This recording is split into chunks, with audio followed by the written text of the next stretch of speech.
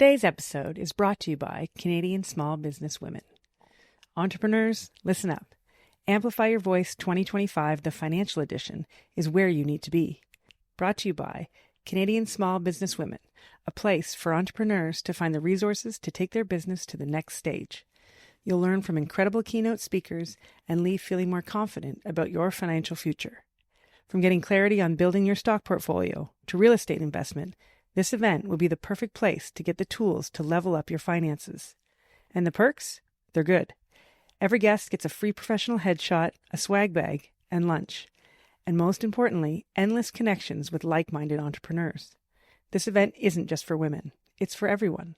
Get your tickets today. The link is in the show notes.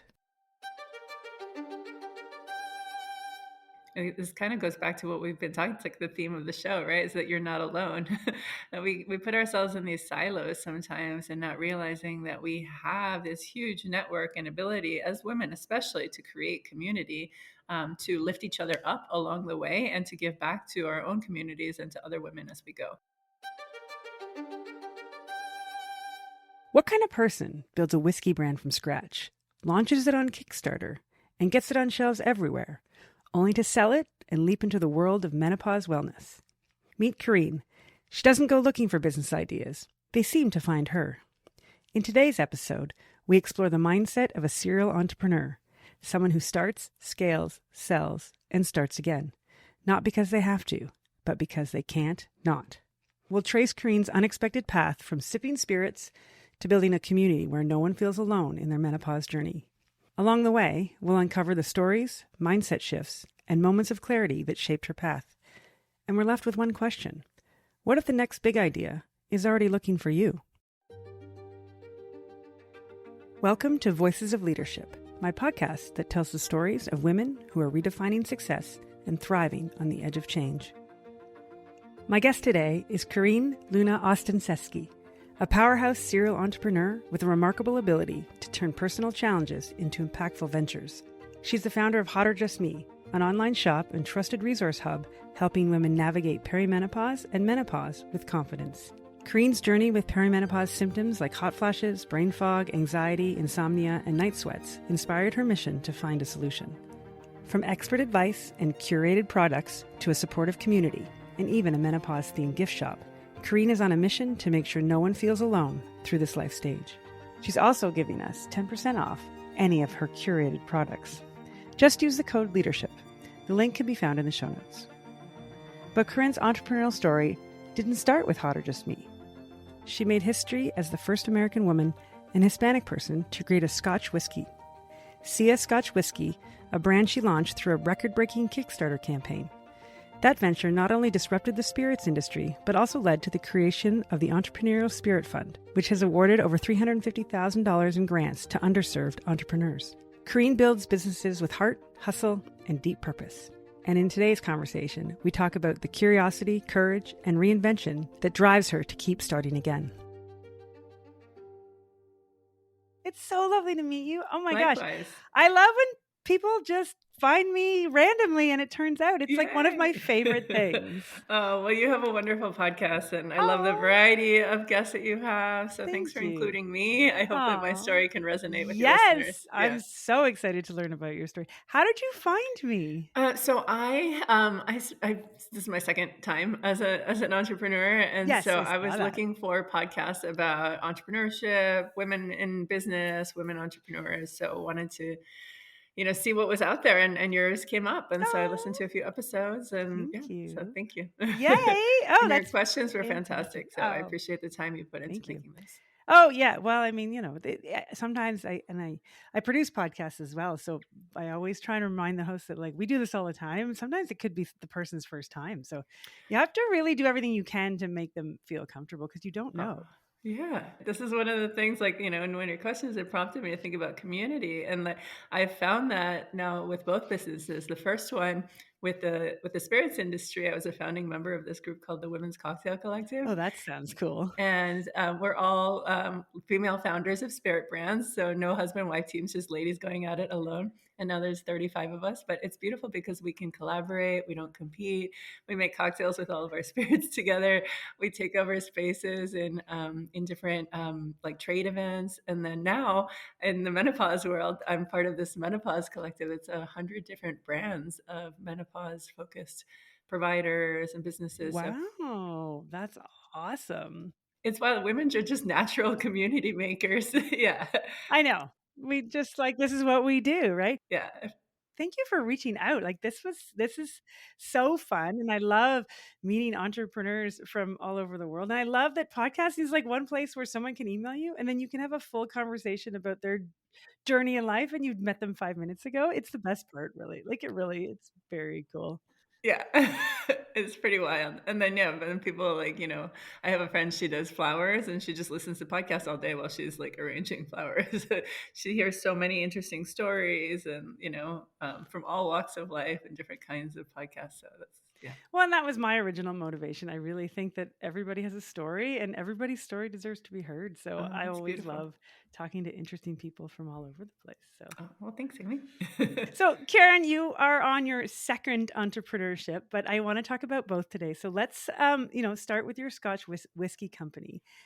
When I first read about you, I kind of thought, well, Scotch whiskey and starting a company around that, it really isn't a common dream. So what made you decide to start a Scotch whiskey company? Yeah, so it's a funny story.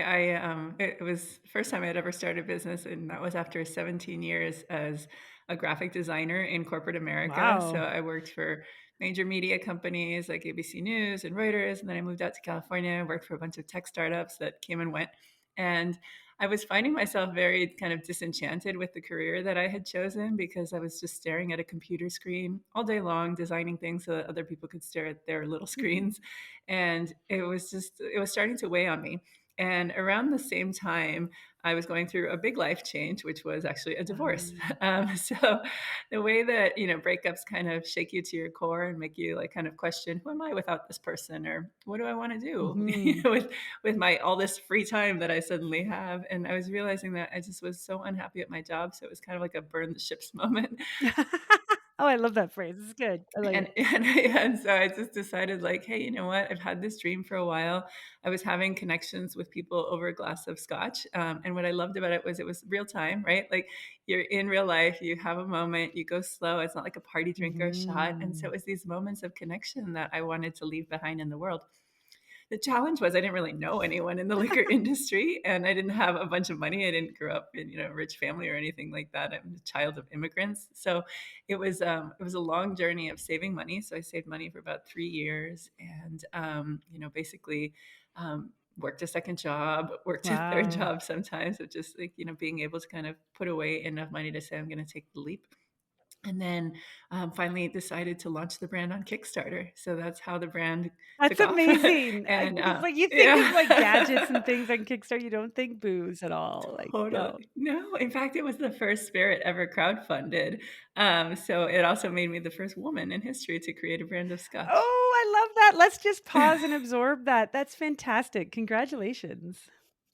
Thank you so much. Yeah, I didn't realize, what an impact it would be because it did inspire so many other women and people of color to be able to say, hey, I can belong in a room that maybe isn't traditionally mine, right? And how do I invite a whole new generation of people to this category that I love so much?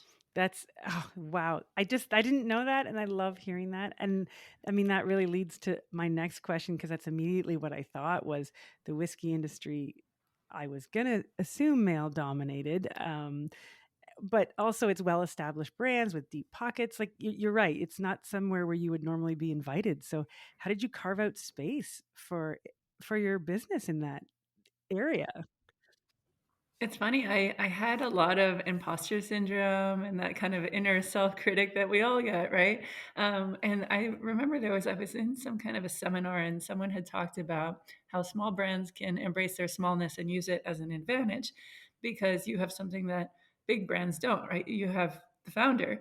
And so a lot of big brands will create, some kind of a character or some fake story to kind of go along and give some legacy or heritage to who they are.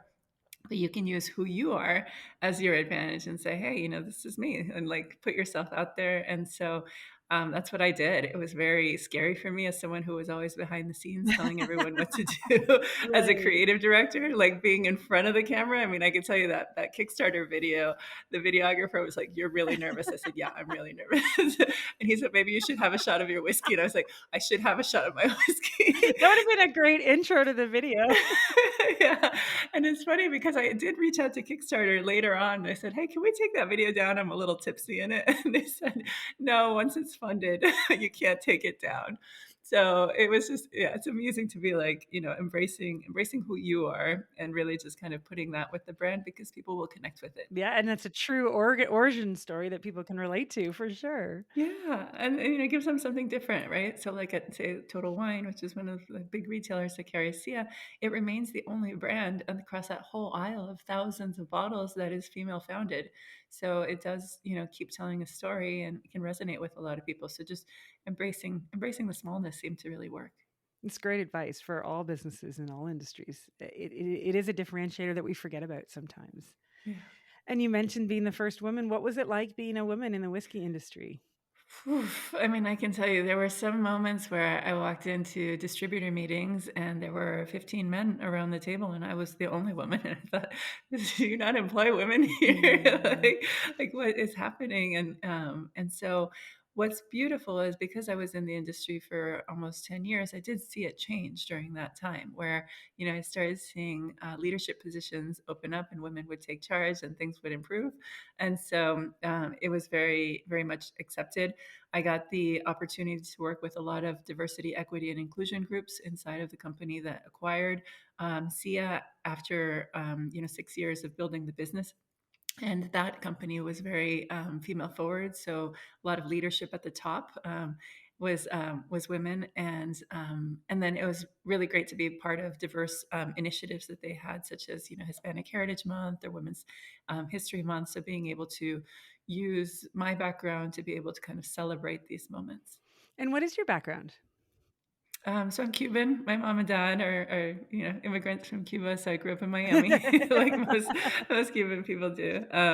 But it's interesting because my parents weren't big drinkers. In fact, I don't think I've ever really saw that. My dad might have had a beer once when we had pizza one night, but like they never drank. And the first glass of whiskey my mom ever had was mine. So it Oh, was that's a really lovely cool. story, though. I love that. It's adorable. Yeah. She's so sweet. Like she'll be like at stores and be like, "Hey, that's my daughter's whiskey."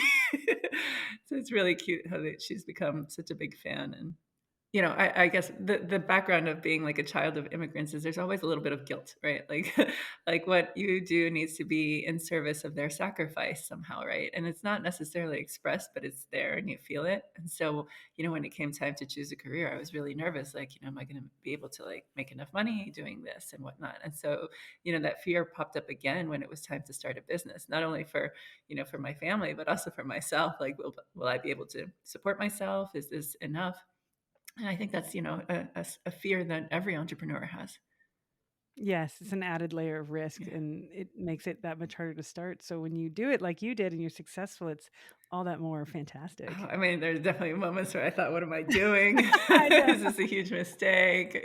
And I can tell you that when I started the business, I was rejected 80 times. So, Wow. and this isn't trying to find a partner, right, for the spirit itself, because I didn't have any connections. I wrote to every distillery I'd ever been to, everyone I'd ever read about in a whiskey book, in a whiskey magazine. And I was rejected 80 times because I was counting, like, and this is over a couple of years thinking, is this a bad idea? should I do this? Like, what's going on here? And I remember it was the 81st person that said yes.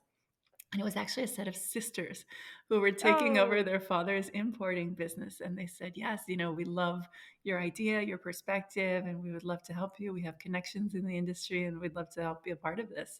And they were amazing. They still remain great friends. And they ended up becoming investors in the business later on as well. Wow, that's fantastic. I love that story. Just It's takes one. great. It does. It really does. Just take somebody to take a chance on somebody for sure. Absolutely. And I want to talk about the exit, but I'm curious. So you have sold it, and I Mhm. want to know that story. But now that it's sold and it's still on shelves, is it still recognized as? I guess you're still recognized as the founder. Is Yeah. that how that Yeah. works I mean, then? I'll always be the founder. I'm not the CEO anymore.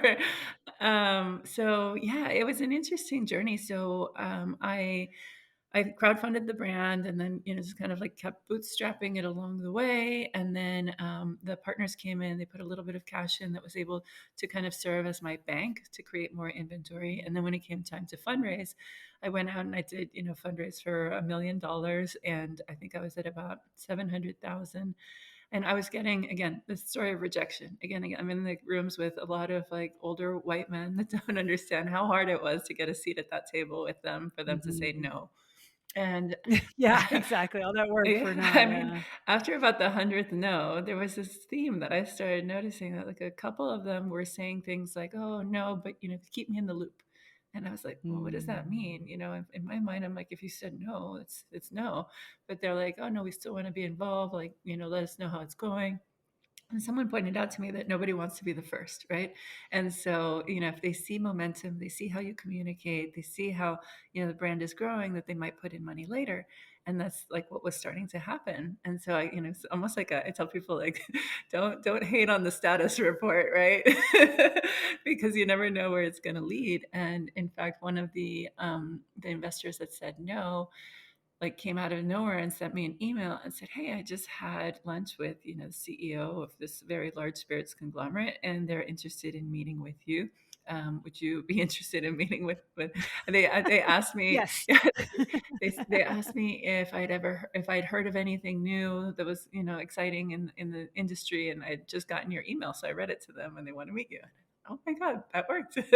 um, Right. and so I met with them, and I thought it was just going to be an investment, but it turned out to be a full acquisition.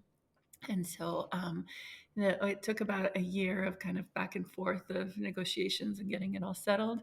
And then we were kind of set up to go off to the races. And it's been really beautiful to get kind of a front row seat to see how the big guys do it, but also still be able to share the story of the brand without having to worry about fundraising or inventory management or financials or any of the parts that, were not my sweet spot to begin with anyway.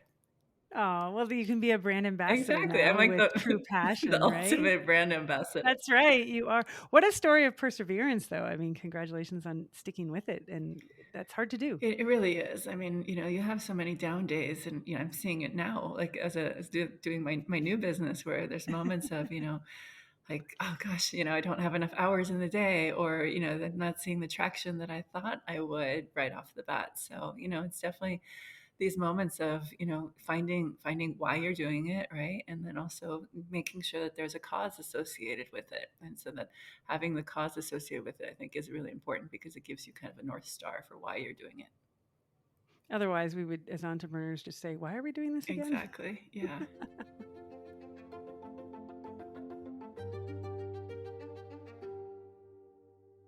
How do you get from whiskey to menopause? On the surface, it sounds like a leap, a complete reinvention.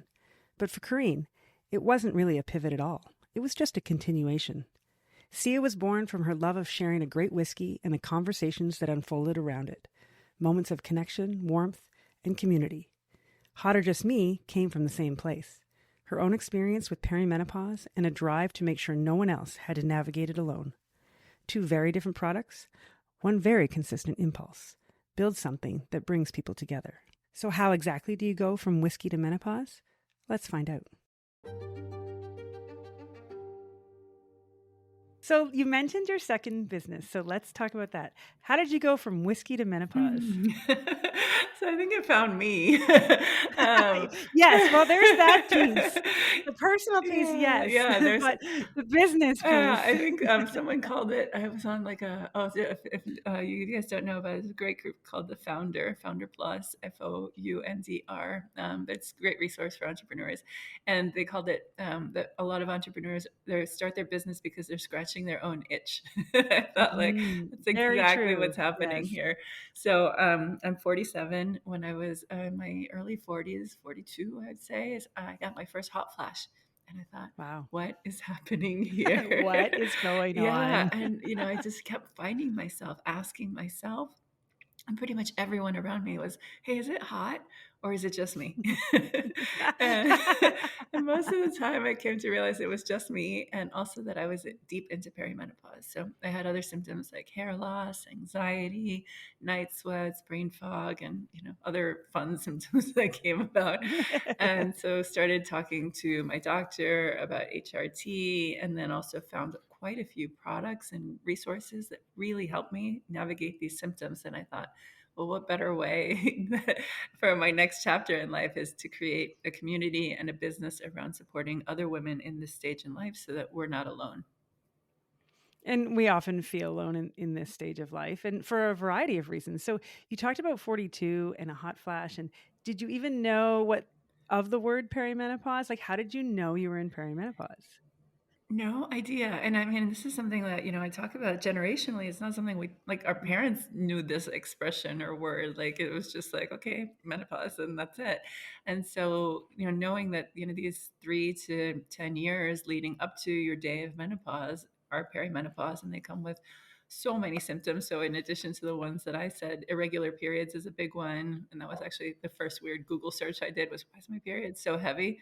There's also mood changes, joint muscle aches, weight gain, low libido, vaginal dryness. So there's just those are the more common ones, and there's all kinds of obscure ones like ringing in your ears, or phantom smells, or burning tongue sensation. And there's about 100 known symptoms. Yes, which is overwhelming. And Yeah, so I didn't know. yeah, you didn't know. And so what Yeah. did you think? Because you're in that stage of life where you're starting a business or you're at the peak of your career. You could be raising children. You could be looking after aging parents. You have 100 things going on. How do you put together the puzzle that this is perimenopause and not a result of all the other things? Yeah, and I think this is a really important conversation to have, because I think what happens is most doctors in the United States are only trained with 3 hours of menopause training. In Canada. Okay, I'm glad to know that Yes, we're not you're alone not there as alone. well. So women are Yeah. not alone, and you're not alone in the No, challenges in the healthcare system either. it's shameful, right? But then so we go to our primary doctor, we say, "Hey, I'm feeling down," or "Hey, I'm having trouble sleeping." And they're very quick to prescribe you some kind of like Mhm. antidepressant or Xanax or something, because they're not putting together all of these symptoms as a kaleidoscope and saying, "Hey, you're in perimenopause. This is a hormone conversation." And so what I like to do is to send women to a website called menopause.org. And there is a link there that has a directory of about 2,500 North American Menopause Society certified practitioners. And so that means that they've gone through the extra level of training to understand what's happening to our bodies at this time, and can have these conversations around hormone health. And, if we don't have those options, if the doctor's not in your geography, there's so many wonderful telehealth options now, like Alloy or MIDI or EverNow, where women can go. And for the most part, they're covered by insurance. So, making sure that, if some of these symptoms sound familiar to you, first talk to your doctor to rule out anything major, heart issues, thyroid issues, whatnot. And then start to realize, like, hey, maybe this is my time. Well, and that's very helpful because you feel alone and you don't know where to find resources. And so your company's called Hot or Just Me. And how do you help women feel not alone then? So thanks for asking. We have a huge directory of articles and resources, everything from tracking your symptoms, what are my symptoms, what symptoms are commonly misdiagnosed. We have them grouped by symptoms, so hot flashes, night sweats, insomnia, fatigue, low libido, vaginal dryness, irregular periods, and so much more. So it's a very extensive resource directory. And then we have wonderful products that are also grouped the same way. So for hot flashes and night sweats, for example, we have a collection of cooling sheets or cooling pillowcases that have temperature regulating fabrics. We have a selection of different nightwear, so sleepwear, nighties, different fabrics again. We have cooling jewelry like what I'm wearing today. These are actually Oh, freezable. that's cool. They're Oh, super fun. They're wow. from a company called hot girls pearls, and you put them in your freezer. They cool down, and they're on your pulse points, so you can wear Really? them outside, or just I wear them inside. But they're fantastic. And then other like masks and whatnot. And so by category, I didn't expect that our low libido category would be the most popular section, but it makes sense because Yes. there's stuff that we can talk about, and then there's stuff that we're like, okay, this is what's really going on. Mhm. So yes, it's been really beautiful to be able to see what women are resonating with, what they need support with, and we'll be rolling out. My hope in the next few months is a service provider directory as well. So beyond practitioners, maybe it's acupuncturists or estheticians or other people support. And then, so the brands and people that you're working with, are you reaching out to them to partner? Are they reaching out to you? Is it a collaboration of both?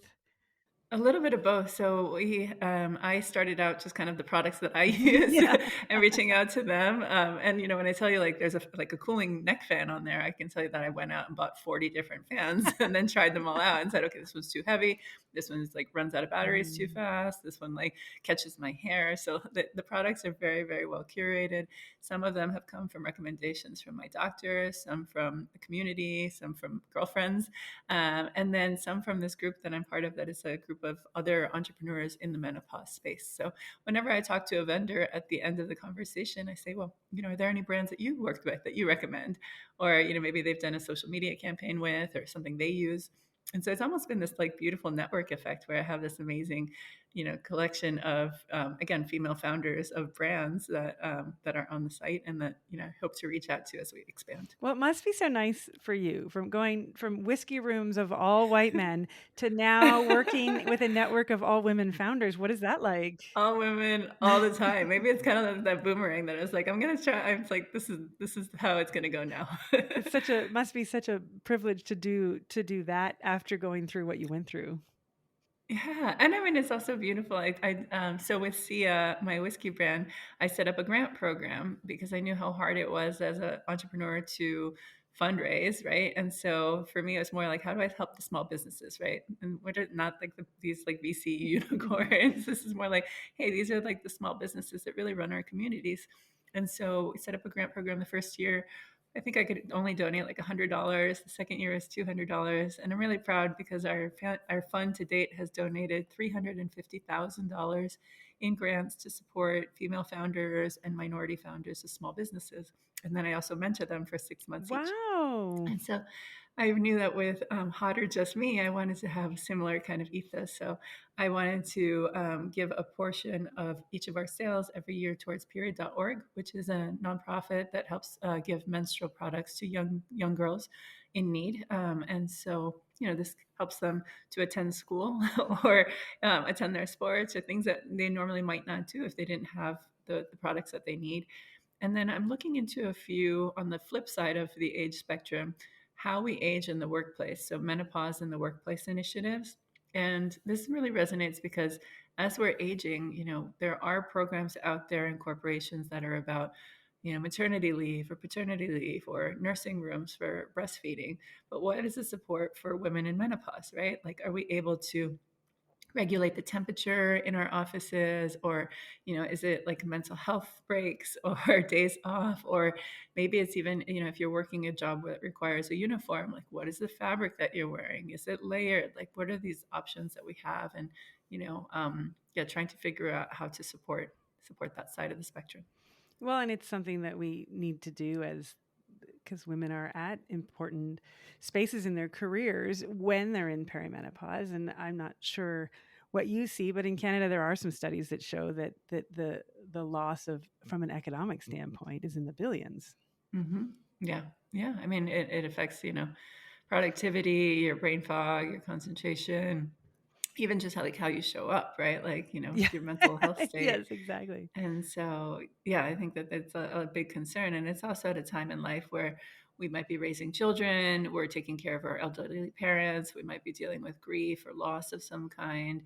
And so there's just so much wrapped up in this stage in life. And so, to be able to carry that into our workday, like how do we make that part a little easier? Yeah.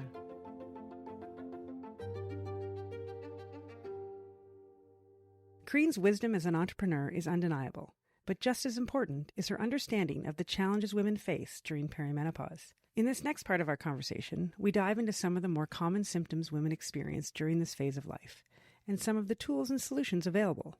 And we're starting with sleep. Why sleep? Because as Carin puts it, it's the first domino. Miss enough of it, and the rest of your well-being can start to unravel.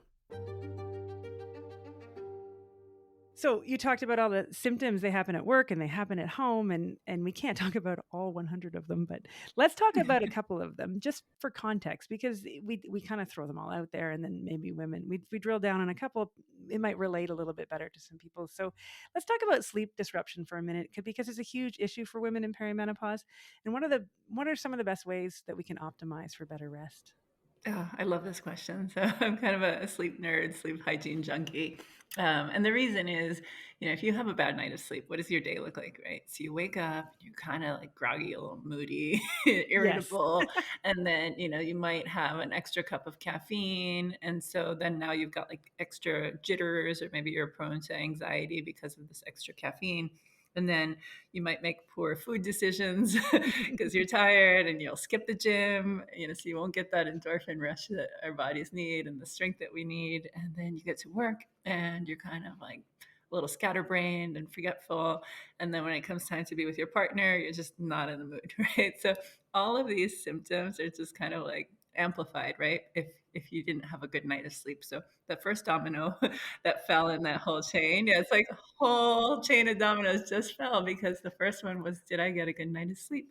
So I like to say, like, what are the three ways that you can optimize for good sleep are basically what you're putting into your body, what your environment looks like, and how you get back to sleep when you wake up, right?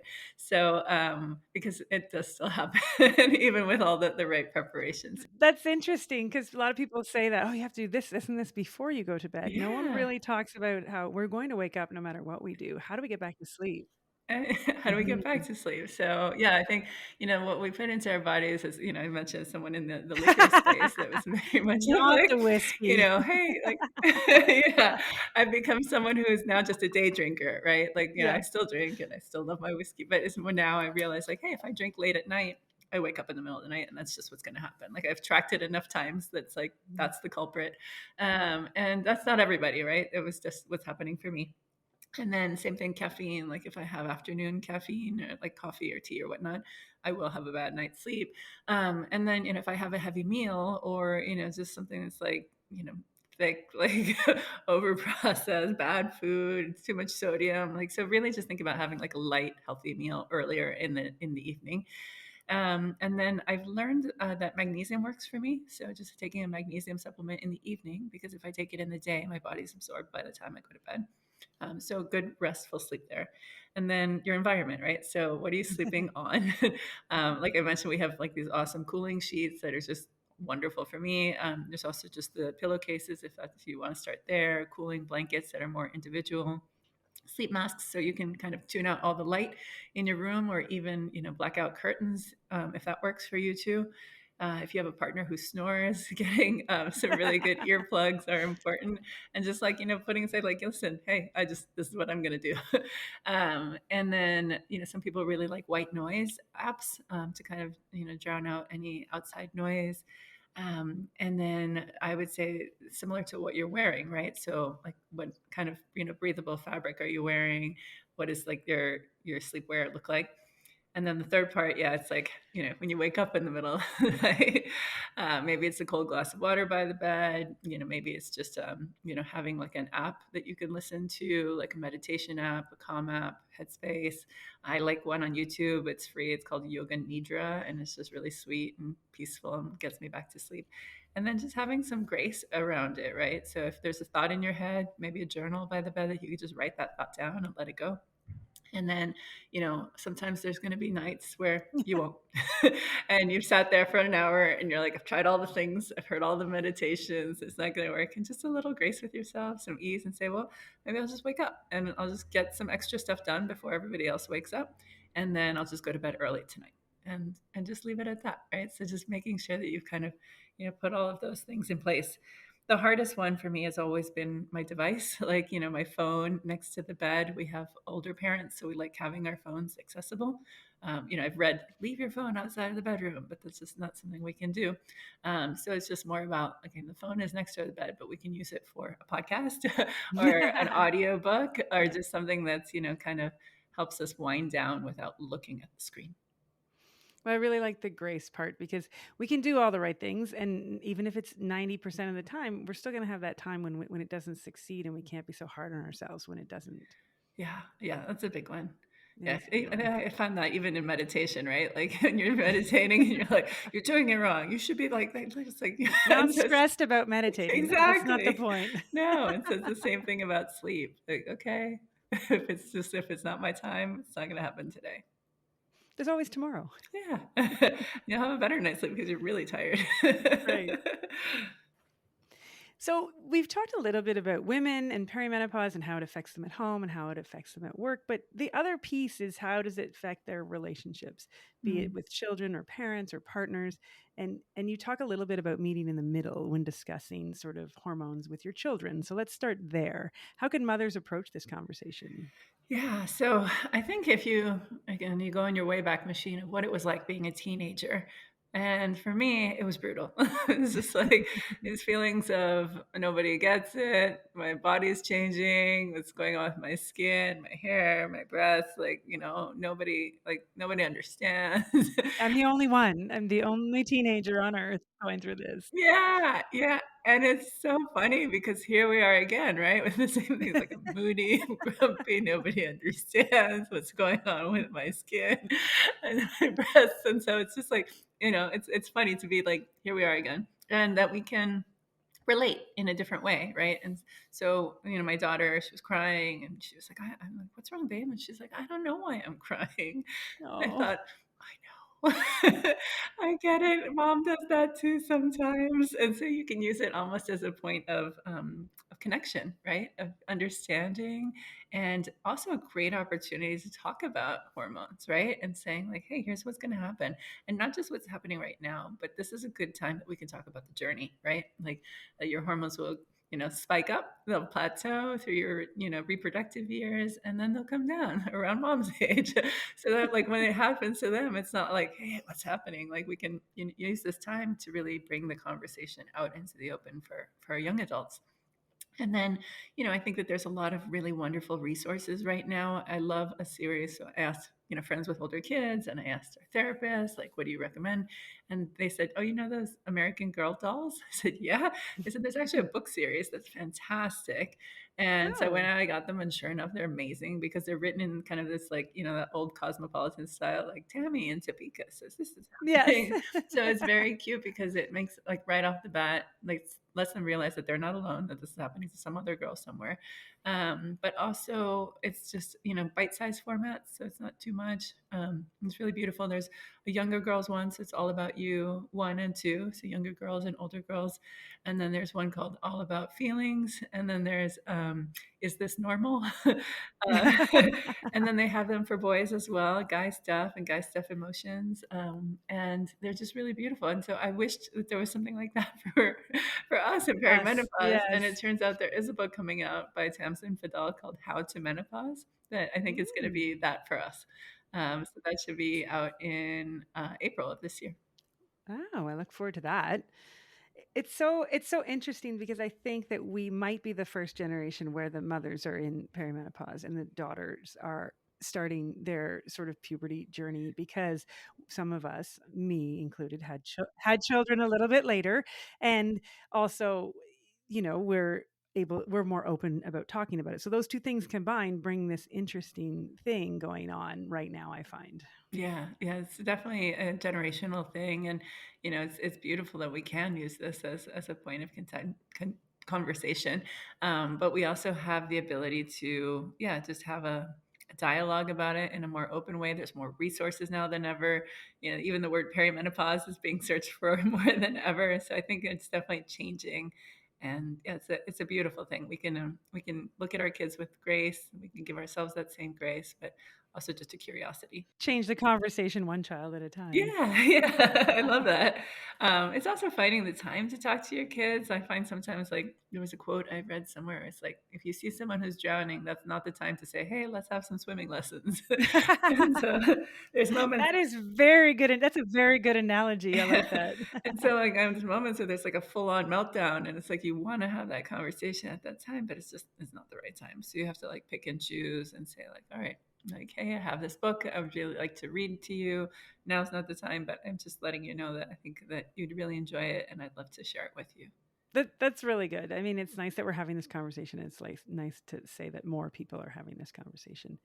Now let's talk a little bit about women's health. We talked a little bit about women in the workplace and menopause in the workplace. And you're in the U.S. and I'm in Canada, so here at least, women's health is significantly underfunded, and perimenopause and menopause receives just a small fraction of that limited funding, which then, of course, leads to gaps in research and understanding. So I don't know if you see the same thing, but why is it crucial to study and better understand this life transition?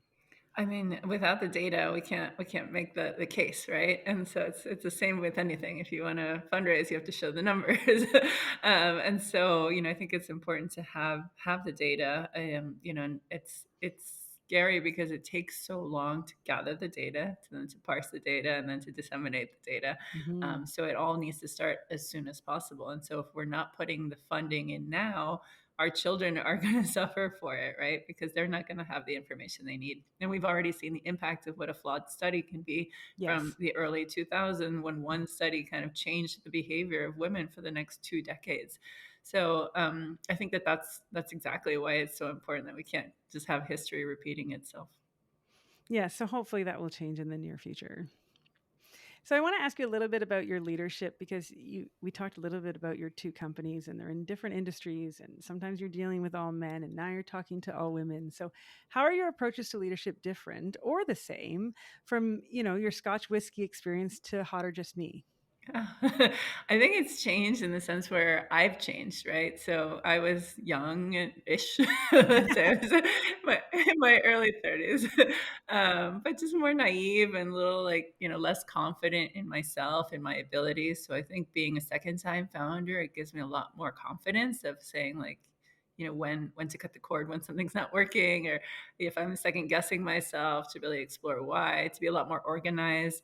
I think it's also changed now that I'm, more of a mom than I was before. So with my first business, my first daughter hadn't been born. And so I didn't really realize how much time motherhood would take up, right? And motherhood, doing it right, we don't have any kind of outside help. And so I have these 7 hours when they're in school where it's just go time. And so I think that just my time management has definitely changed, and my sense of having to learn to delegate.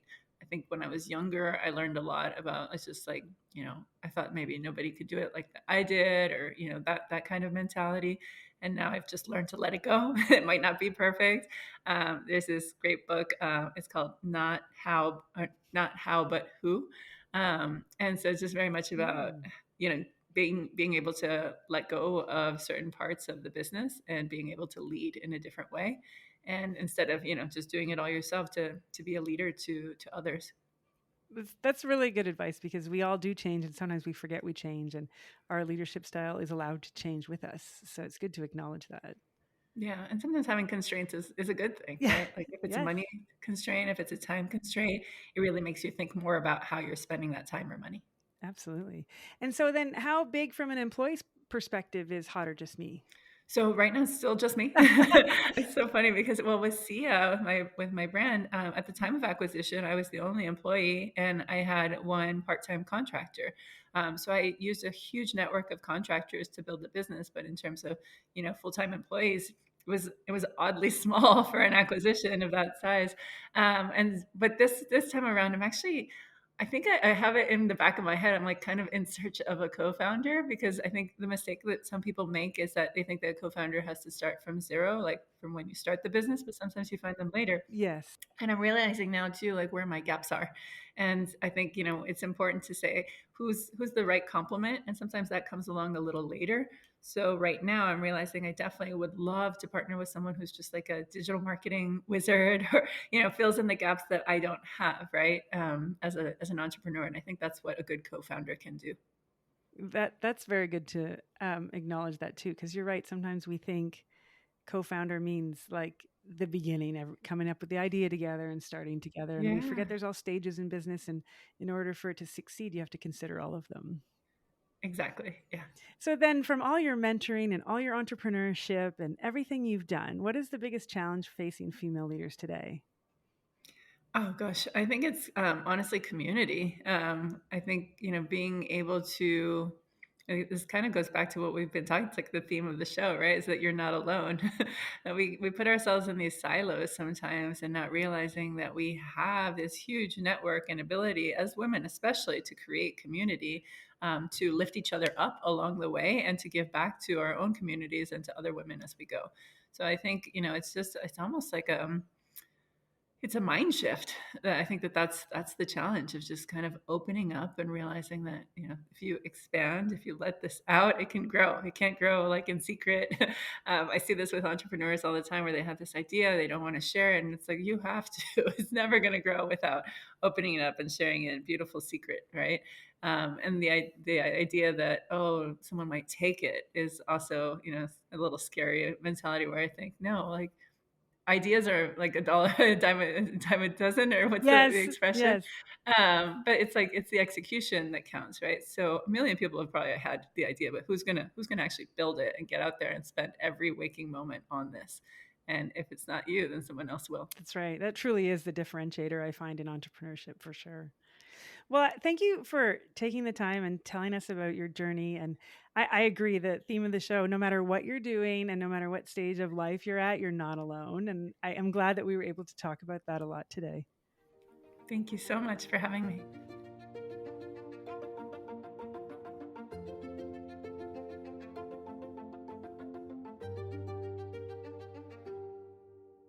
Voices of Leadership is part of the Bespoke Productions Hub network of independent podcasters. If you are interested in partnering with us as a sponsor, or if you have a podcast of your own, please visit bespokeproductionshub.com for more information. This episode is hosted, produced, and edited by me, Amy Schluter.